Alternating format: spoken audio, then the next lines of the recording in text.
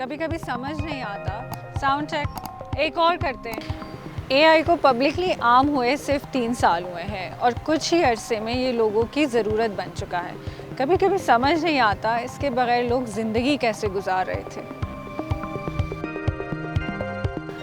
जहाँ पर एआई के बेशुमार फ़ायदे हैं वहाँ पर रिस्क भी कम नहीं है। गूगल के एक सीनियर प्राइवेसी सिक्योरिटी इंजीनियर हर्ष वार्ष्णे ने वार्न किया है कि एआई पर बढ़ता हुआ इन्हिसार अपने साथ साथ सीरियस ख़तरात भी ला रहा है और इन रिस्क से बचने के लिए यूज़र्स को कुछ स्ट्रिक्ट हैबिट्स को अडॉप्ट करना होगा, जैसे कि पब्लिक पोस्ट रूल।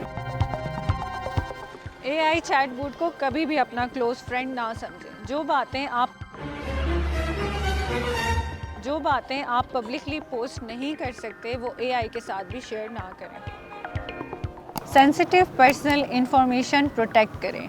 अपनी personal information, ID card number, bank account details, medical information या ऑफिस की सीक्रेट इंफॉर्मेशन कभी भी शेयर ना करें। इसका रिस्क ये होता है कि एआई आपका डेटा स्टोर करके किसी और यूज़र को बता सकता है, जिसे ट्रेनिंग लीकेज कहा जाता है। सही टूल का इंतखाब, ये समझना बहुत ज़रूरी है कि आप कौन सा टूल यूज़ कर रहे हैं।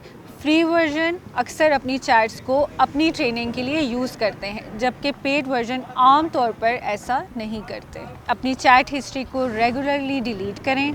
जहां पॉसिबल हो टेम्परेरी चैट या इनकॉग्निटो मोड यूज़ करें ताकि आपकी चैट्स का लॉन्ग टर्म रिकॉर्ड ना बने।